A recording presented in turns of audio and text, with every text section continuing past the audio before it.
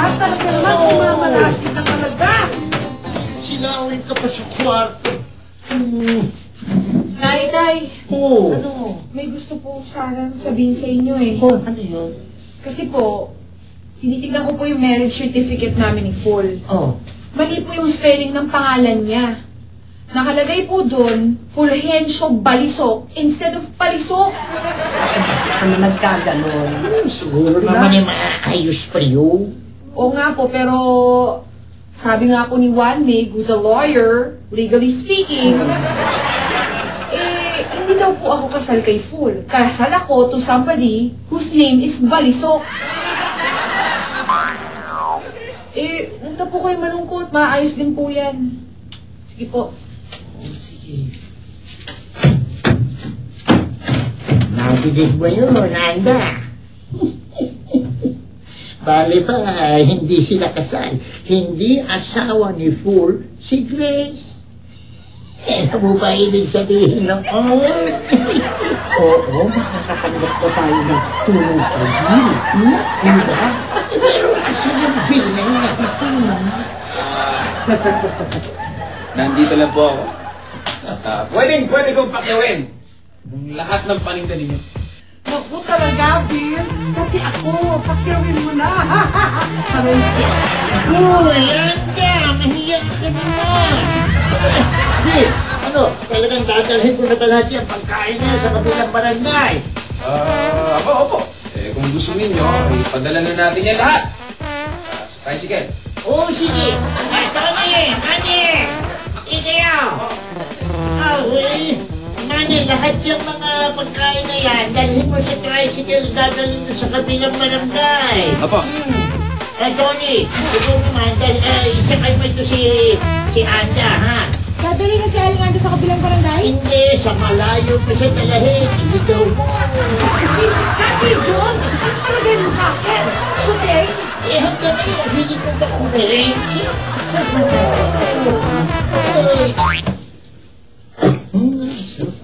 Nay.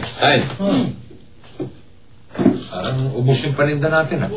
Tingnan mo, taob lahat ng kaldero. Wow, for the first time, nakaubos tayo. Sino-sino yung mga bumili? Diyan ka bibili, Boss Pool. Isa lang. Isa lang. Ano isa lang? Isa-isa lang bumili, pero marami sila, isa-isa lang. Ano nga, marami sila. Kaya ako nagtataka eh. Pero wala naman ako nakita ng ganong karaming mga customer. Hindi niyo talaga makikita, nasa kabilang barangay eh. Kabilang barangay, yung mga... Nandito yung karinderya natin, pero yung mga customer natin, galing sa kabilang barangay. Pwede ba yun? Pwede. Kasi umorder lang sila dito, tapos diniliver namin doon. Nagpa-deliver. Sino naman ang kilala mo nagpa-deliver? Si Bill. Bill? Civil engineer po. Civil engineer. Nay. Pero nga pala masasabihin niyo.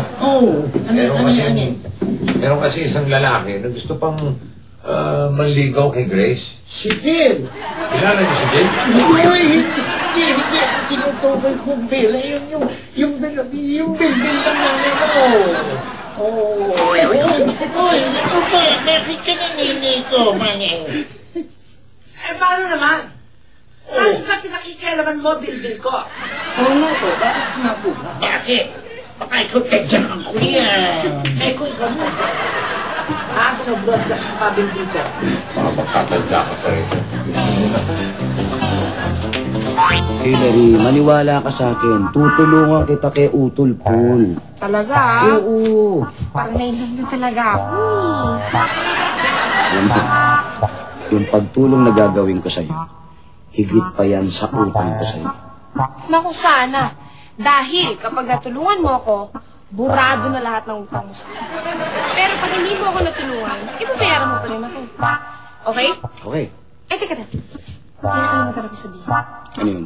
Baka yan si Full may asawa, ha? Yung pumapatol siya may asawa, ha? Wala. Sakto. Wala siyang asawa ngayon. Sigurado ka? Sigurado. Walang asawa, linis, walang sabi. Promise, ha? Oo. Sige. Oh, baby. Bumibilis ang tibok ng heart ko, ano? Ako bahala sa'yo. Ako bahala sa'yo. Isa? Hindi ako na-steady ka lang dyan. Tol. May gusto makipagkilala sa yung isang magandang bebot. Ako ba naman, Mandy? Alam mo naman may asawa ako. Asawa? Sino asawa mo? Si Grace? Excuse me, si Grace kasal kay Mr. Balisok, hindi sa'yo. Technicality lang yun. At diba, pinaayos ko na nga sa'yo. Kaya nga, aayusin natin yun. Pero for the meantime, doon ka muna. Sa iba na lang siya gumi, mik. So, pwede. Oo. Pero tol, yun nga ang problema Hindi natin pwedeng sabihin sa kanya yun Bakit naman? May sakit sa puso yan Hindi pwedeng ma-disappoint yung tao na yan. At pag yan, ma-disappoint, pwede mo ipamatay yun. At pag namatay yung babae na yan, ikaw ang dahilan, pwede kang makulong. Pwede kang maging kriminal. Gusto mo ba yun? Hindi. Gusto mo bang makulong ka at mabitay ka? Hindi. Gusto mo ba yun? Hindi. So, gusto mo ba na yung kaming pamilya mo nag-aabang sa'yo, dinadalaw ka namin sa... Sige, pakilala mo na ako.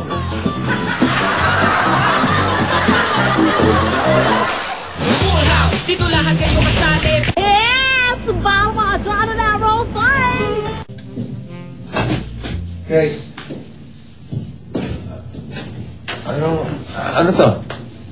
Ba't ini-entertain mo pa to si Bill? Alam mo namang ayoko nung ginagawa niyan. At ikaw naman, Bill. Ba't sinabi ko naman sa'yo, hindi mo pwedeng ligawan tong asawa ko Ito naman pare, pero nabalitaan ko na hindi naman pala ikaw yung nakalagay sa marriage contract bilang husband. Ganun. Yung maling spelling ng pangalan ko, ginagamit mong palusot yun para maligawan to si Grace. Ang cheap! Paul? Ano to? May kaaway ka ba? Wala. Ba't parang narinig ko meron kang sisigawan? Hindi, kasi nagagalit siya sa akin kasi nililigawan ko yung asawa niya. Paul! Asawa? Akala ko pinata ka. Yun nasabi mo sa akin, di ba? Parang binata. Kasi nga, yung pangalan ko, mali yung spelling doon sa marriage sa Tuba. Ang ginawa mo pang excuse para makapang-chicks. Ha? Para makaporma dito. Ha? Ang cheap mo. Teka, let me explain, ha? Wala nang explain. Obvious naman, di ba? Mabuti na lang, nagkamali ang spelling ng pangalan mo. Madali naman pa-correct yun eh. Wala nang correct. Teka, anong ibig mo sabihin? Mabuti pa. Iwalay na tayo. Iwalay na. Iwalay? Alin, yung puti sa decolor? Lumang joke na yan. Kaya kayo!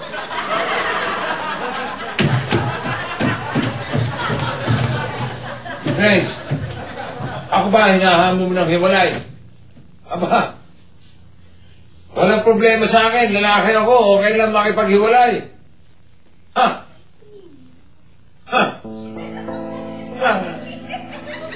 Grace, ba't mo naman ako hiwalayan?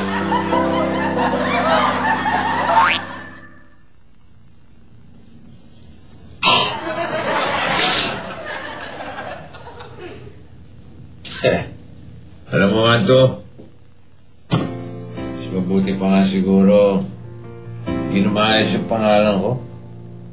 Okay na, tingnan, okay lang yun. Bakit naman po? Bakit po nagkamali yung spelling sa pangalan niyo? Ewan ko dun. Baka nga po mas magaling pa ako sa spelling dun sa gumawa ng marriage certificate niyo. Saan? Marriage certificate. Talaga ha? Sige nga, testingin kita ha. Spell... Palisok. Aliso. P-A-L... Sige, tuloy. Tama, tuloy.